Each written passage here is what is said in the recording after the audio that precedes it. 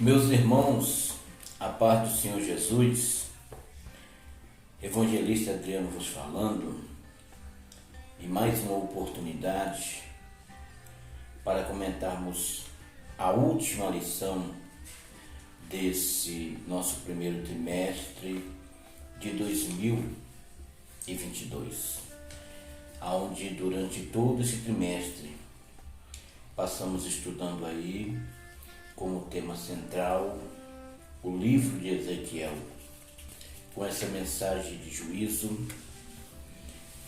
arrependimento, restauração e manifestação da glória de Deus.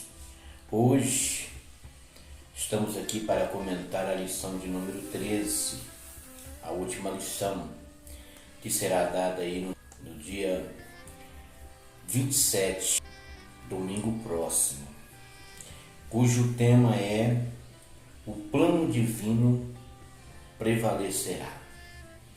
Antes de eu entrar no cerne da lição, quero te convidar aí a você deixar o seu like, compartilhar, com tantos você puder compartilhar, comentar a lição e inscrever-se se você não é inscrito. E ao se inscrever, você aperte aí o sininho das notificações e acionando o sininho das notificações, você marque aí a opção todas, que é para você receber as nossas lições assim que ela for sendo postada. Sem mais delongas, depois da vinheta, nós vamos aí com o conteúdo da lição. Então, roda a vinheta.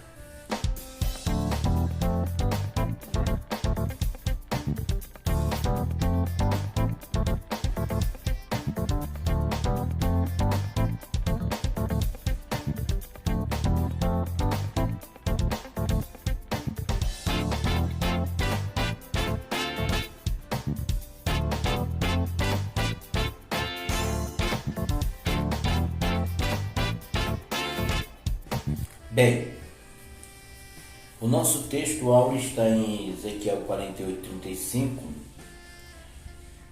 e o nome da cidade desde aquele dia será: o Senhor está ali. A nossa verdade aplicada, o perfeito e maravilhoso plano divino para o seu povo será cumprido, pois o Senhor é o Todo-Poderoso. Os objetivos da lição, os irmãos sabem que nós vamos lançando eles sobre cada tópico devido para que fique fácil de assimilar o objetivo também com os tópicos. O nosso texto de referência fica aí para a leitura particular dos irmãos. Se encontra em Apocalipse capítulo 21, versículos 3 e 27, e também no Apocalipse 22 e o versículo 14.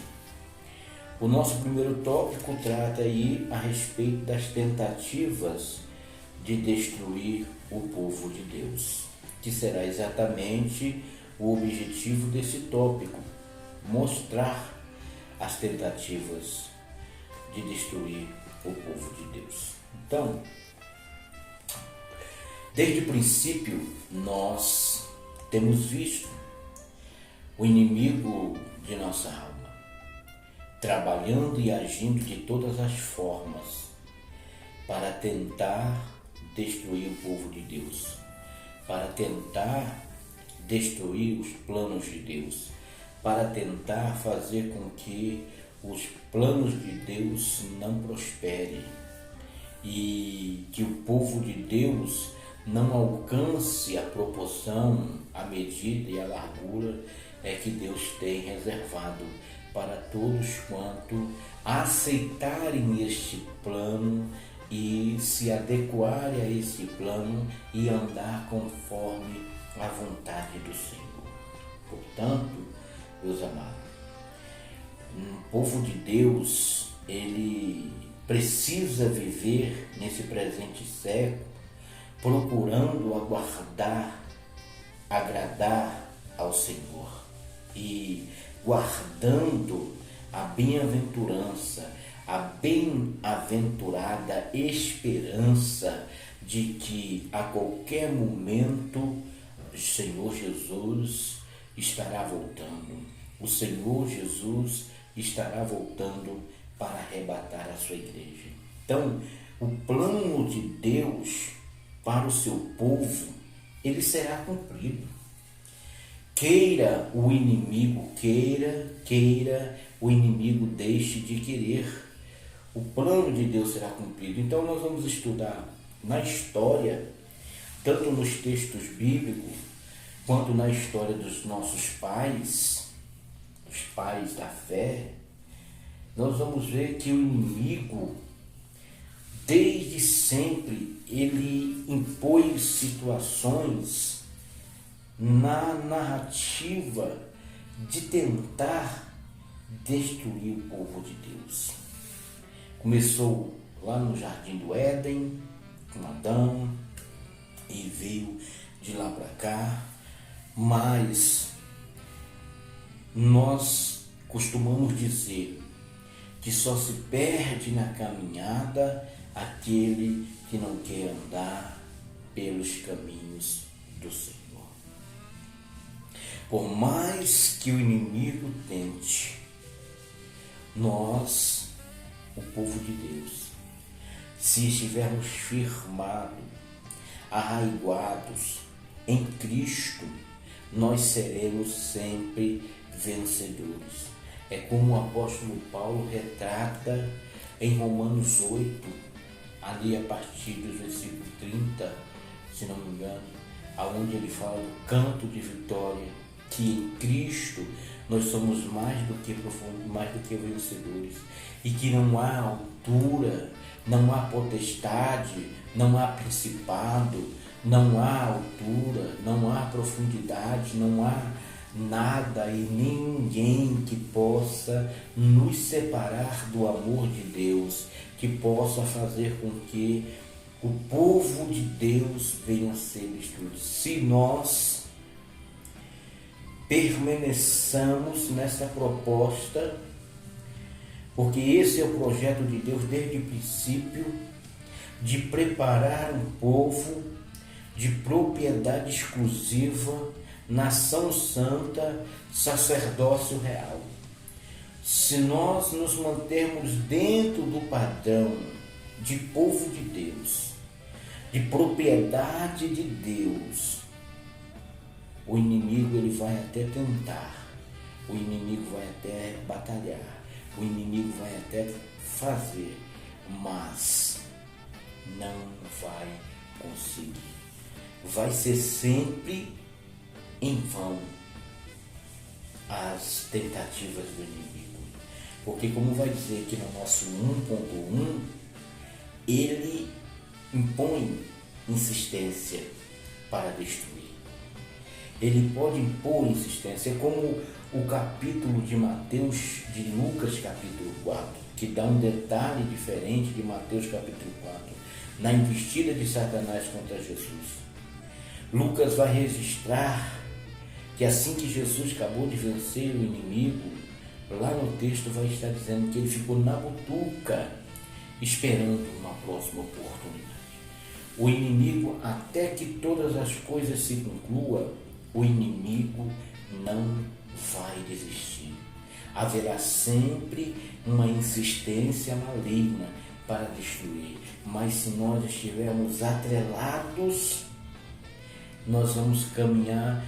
Se nós estivermos atrelados à vontade de Deus, amando ao Senhor, andando segundo os seus decretos, nós vamos sempre sair vencedores, mais do que vencedores. Então, na história, meu amado, desde o princípio, a Bíblia está repleta de passagens do começo ao fim, do inimigo alçando situações para tentar destruir o povo de Deus. Na história, com relação a Israel, a mesma coisa. Com relação à igreja, a mesma coisa.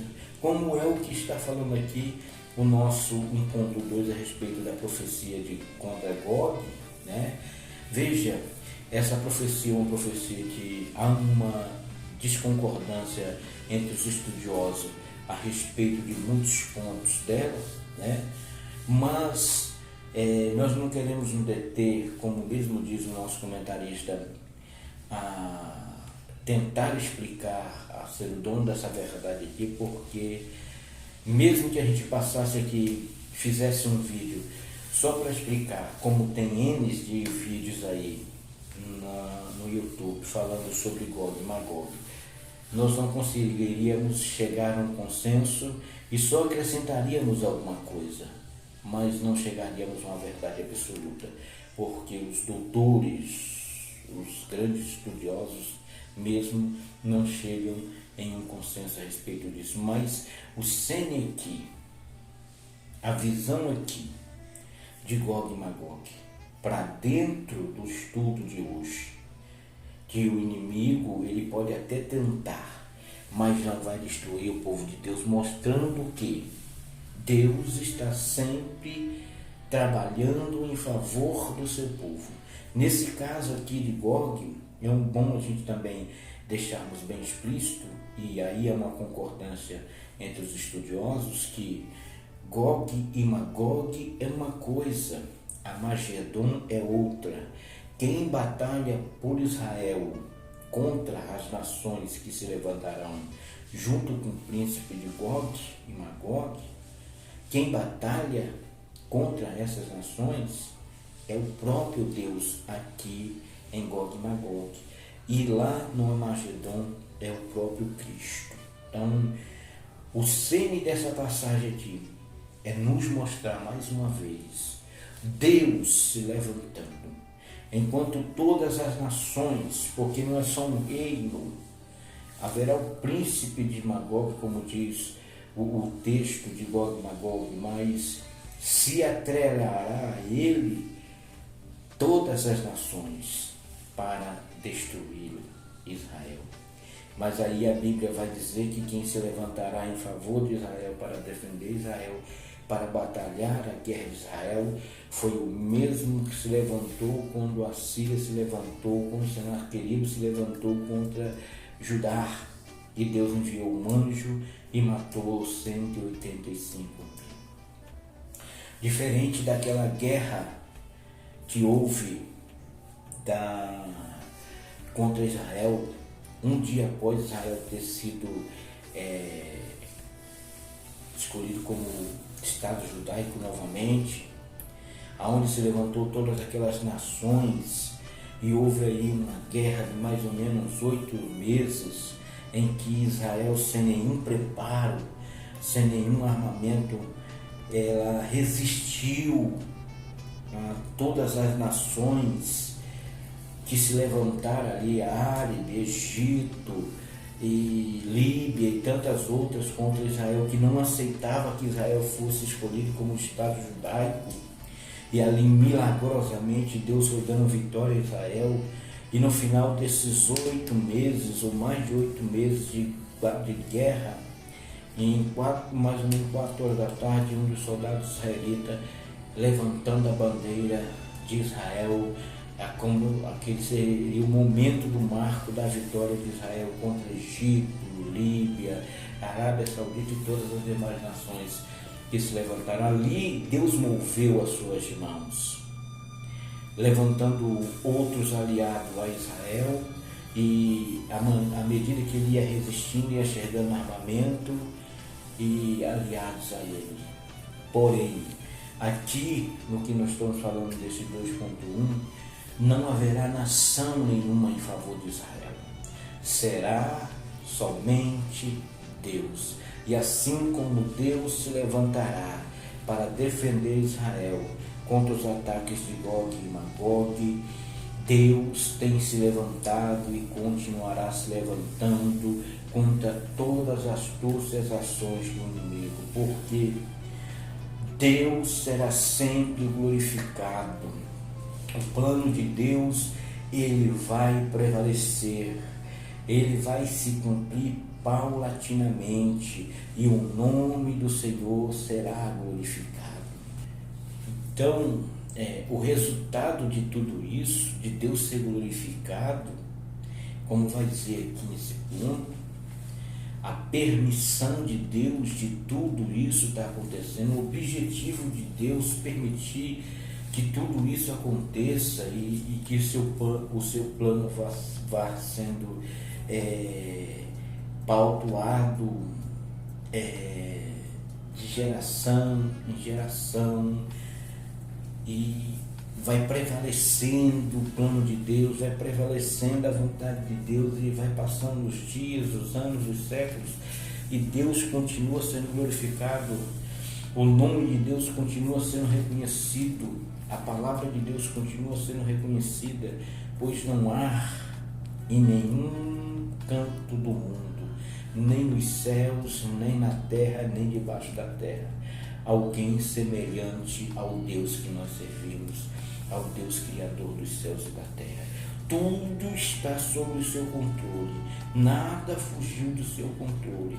Deus está no controle de tudo, e Ele tem trabalhado, agido e operado para que o seu nome seja glorificado, para que o seu nome seja exaltado. Então, nós vimos aqui, querido, se nós fôssemos pontuar situações que a Bíblia mostra das tentativas do inimigo de destruir o povo de Deus, não haveria vídeo suficiente para nós fazermos aqui, só pontuando cada vez que o inimigo tentou se levantar contra o povo de Deus e destruir o povo de Deus, e Deus veio com a sua mão forte e com o seu braço estendido, operou para que o seu plano continuasse prevalecendo e o seu nome continuasse sendo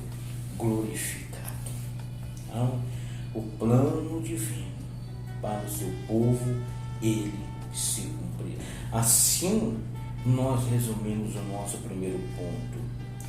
Ao longo da história, o inimigo sempre tentou impedir que o plano de Deus se cumprisse, porém sem êxito, assim como ocorrerá nos últimos dias.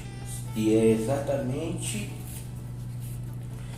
sobre isto que nós vamos falar no nosso segundo tópico: o plano divino e a escatologia, que é, acredito, conhecido de todos, se não da imensa maioria, que é a escatologia. Um dos termos que se dá para ela aí é o estudo dos acontecimentos dos últimos dias. Então será dentro desses dois pontos que nós vamos discorrer esse nosso segundo tópico, que tem por objetivo ressaltar acerca do plano divino e da escatologia. Falando do plano divino, para nós não fica mais difícil, porque até agora nós viemos comentando, mais dando ênfase ao plano de Deus concernente aqui dentro da visão do livro de Ezequiel, concernente ao propósito de Deus para com Israel. Mas a partir de Gênesis capítulo 3, versículo 15, quando o homem cai e o homem peca, o inimigo pensa: agora sim eu venci, derrubei, acabei, venci, aonde Deus ali arranca da manga uma carta essa que é reconhecida como justificação, santificação. Deus começa a partir daquele momento a trabalhar a recuperação do homem no seu estado original. Nós sabemos que o homem foi criado em santidade, perfeição e justiça. Veio a desobediência e fez com que ele caminhasse pelo caminho do pecado, e o caminho do pecado desfigurou essa santidade, perfeição e justiça. E a partir daquele momento, Deus começou a construir no homem esse estado. E de lá para cá, Deus vem, como nós estudamos na última lição, tratando com o seu povo, fazendo com que este povo tenha novamente este caráter, esses atributos naturais de Deus. Ou seja, que em nós seja reconstruído novamente. Como eu disse há pouco, nós estamos sendo preparados como um povo santo, como uma propriedade exclusiva. O plano de Deus é exatamente isso, nos encaminhar desde Adão até o último homem que aderir ao plano de Deus. É nos encaminhar para nos fazer uma só povo. O resultado disso, meu amado, João viu pessoas de todas as tribos, de todas as línguas, de todas as nações, acredito que de todas as gerações. João viu ali, acima dos 144 mil, aquela imensa multidão, inumeráveis, contados diante do trono do Cordeiro. Este é o resultado do plano de Deus consumado. Depois que o plano de Deus se consumar, nós estaremos com Ele eternamente, vivendo em uma localidade em que a Bíblia vai dizer que está preparada para nós antes mesmo da fundação do mundo. Jesus mesmo disse: eu vou para o Pai, vou preparar-vos lugar, mas eu voltarei para vos buscar e levar para mim. Então este plano divino, ele iniciou-se em Gênesis, onde Deus vem tratando e de todos os povos, de todas as gerações, de todos os séculos, de todas as tribos, de todas as nações. Deus tem separado pessoas, homens, mulheres, crianças, adolescentes, anciões, tem separado este povo que, através de receber de Deus o livre-arbítrio, tem escolhido ser parte do plano de Deus. Como nós estudamos lá atrás, quando Deus traçou o seu plano, um dos primeiros pontos que Deus colocou com relação ao plano, tanto para ser usado como para ser restaurado, era o ser humano, o homem. Para um inimigo da nossa alma está tudo perdido, já está condenado, só chegando o momento de ser lançado fora de uma vez por toda, até que o plano de Deus se cumpra. Então, esse projeto, esse plano de Deus, ele está pelos acontecimentos que nós vemos e pelo o que a escatologia mesmo, que é um outro ponto que estamos vendo aqui, está apontando. Nós estamos vivendo os últimos dias na face da terra. É os últimos dias da igreja na face da terra. E um dos pensamentos que temos e que está relacionado ao plano de Deus, de o porquê de Jesus ainda não ter voltado, é porque com certeza a igreja ainda não foi tirada da terra, porque ainda tem vidas para serem salvas, ainda tem gente para ser agregada a este plano de Deus, ainda tem gente para ser ganhada para o reino dos céus. Nós temos pregado algumas vezes, falado sobre isso, e entendo que assim tem que ser. Nós temos que viver nessa terra, almejando o céu, sonhando com as mansões celestiais. Nós temos que correr atrás de ter o melhor possível nessa terra. Mas todas essas coisas, elas ficarão sempre em segundo plano, porque o mais importante para nós é o projeto divino de salvação, de restauração, de restituição, de nos envolver na sua graça. e através dessa graça que nos foi dada, nós sermos justificados, purificados e sermos levados para passar a eternidade com Deus. O povo de Deus deve perseverar confiante em Deus, sabendo que as intenções do inimigo é tentar prevalecer contra o plano de Deus, porém eles não vão conseguir, porque quem trabalha para que todas as coisas aconteçam de conformidade com a sua vontade é Deus. Então o plano de Deus é agregar esse povo, e agora, através do ensino sobre os últimos dias,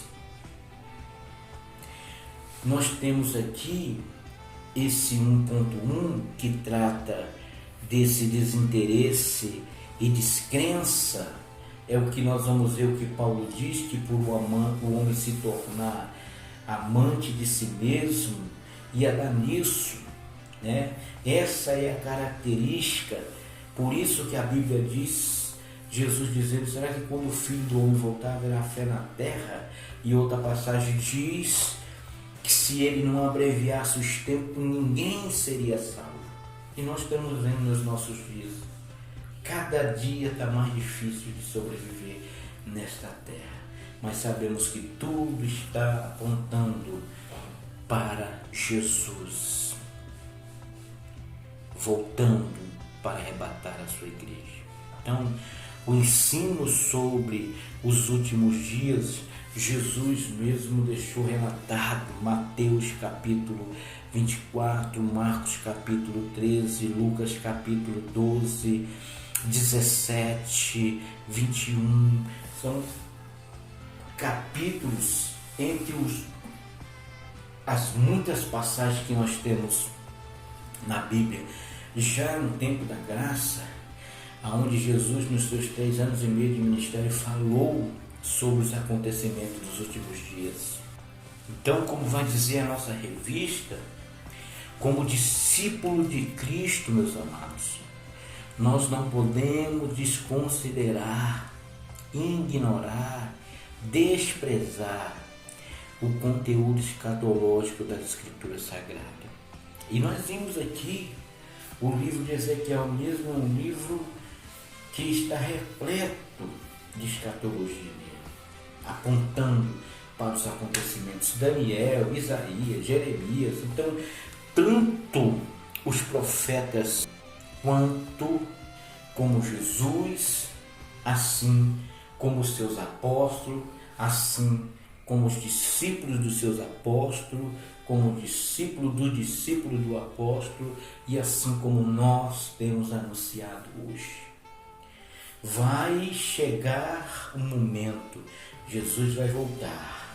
Por isso nós temos que ter na nossa alma a bem-aventurada esperança da volta de Cristo, que vem para levar a sua igreja.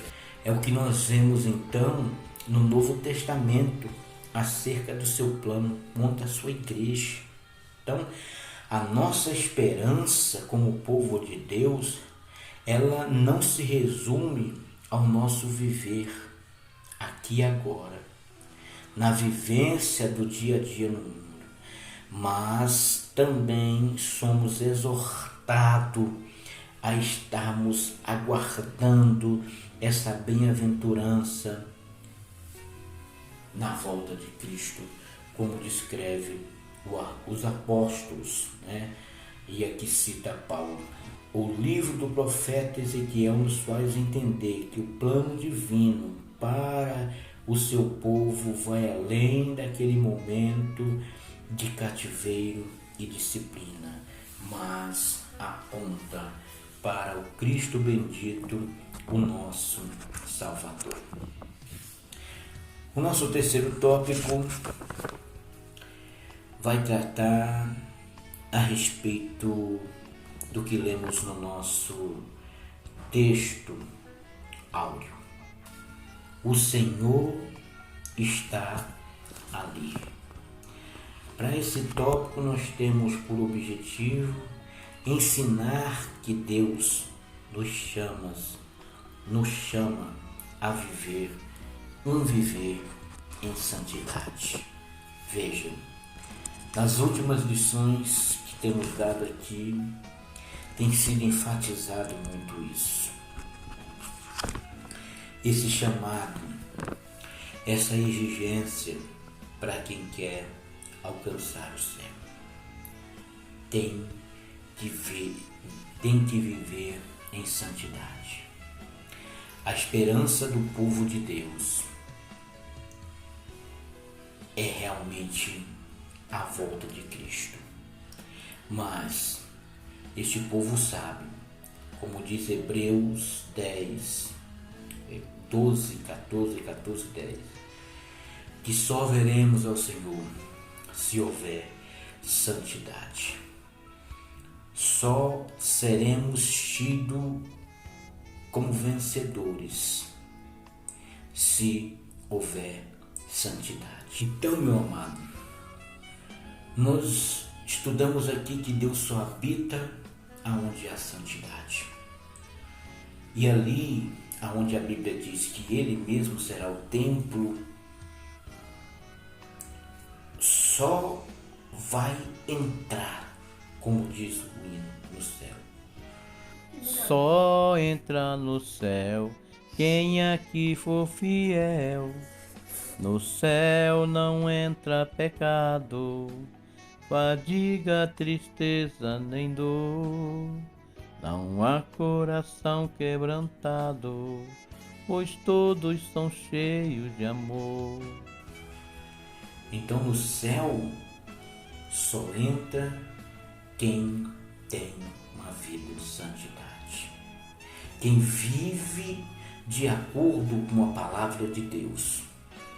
Ele vai viver uma vida de santidade, que na verdade o que nós observamos que isso nos fala, trata do esforço diário meu, de querer evitar tudo aquilo que me desconecta de Deus, tudo aquilo que me descaracteriza de Deus, da imagem de Deus, tudo aquilo que me faz desagradar a Deus.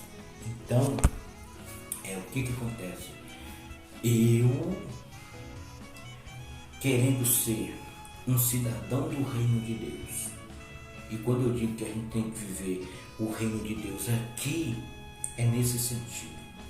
Eu querendo ser um cidadão do reino de Deus, eu não vou esperar chegar no céu para me ser santificado, para me viver em obediência, para me ser fiel.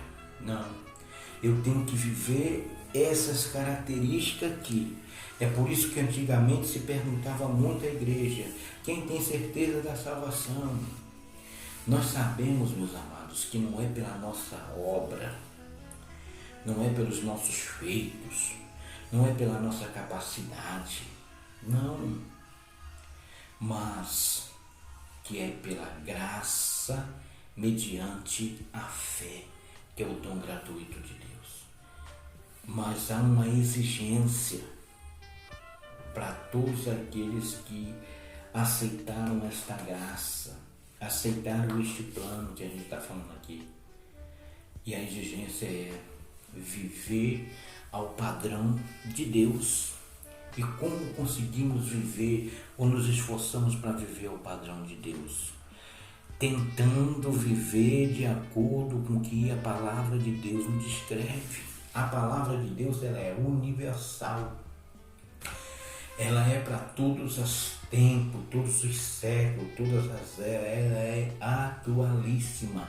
Ela se aplica lá na antiguidade como na pré-modernidade, como nos dias modernos que estamos vivendo. Ela se aplica em todos os tempos, estações.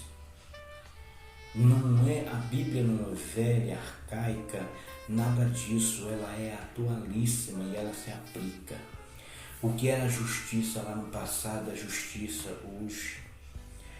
O que era decência lá no passado é decência hoje. O que era ordem lá no passado é ordem hoje. É por isso que existem leis, diretrizes, instruções, que é para a gente seguir dentro desse padrão. E só vai alcançar o reino de Deus. Só vai estar ali aonde o Senhor está, aqueles que se esforçarem. E a Bíblia vai dizer que esse esforço, ele tem que ser até o fim. Todos nós, por mais dificultoso que seja, por mais falha que cometemos, nós não podemos desistir. O sangue pode estar dando na canela, mas nós temos que continuar, nós temos que tentar, nós temos que perseverar. Pois a Bíblia diz que aquele que perseverar até o fim será salvo. Enquanto estivermos nesta terra, o pecado será uma pedra no nosso sapato.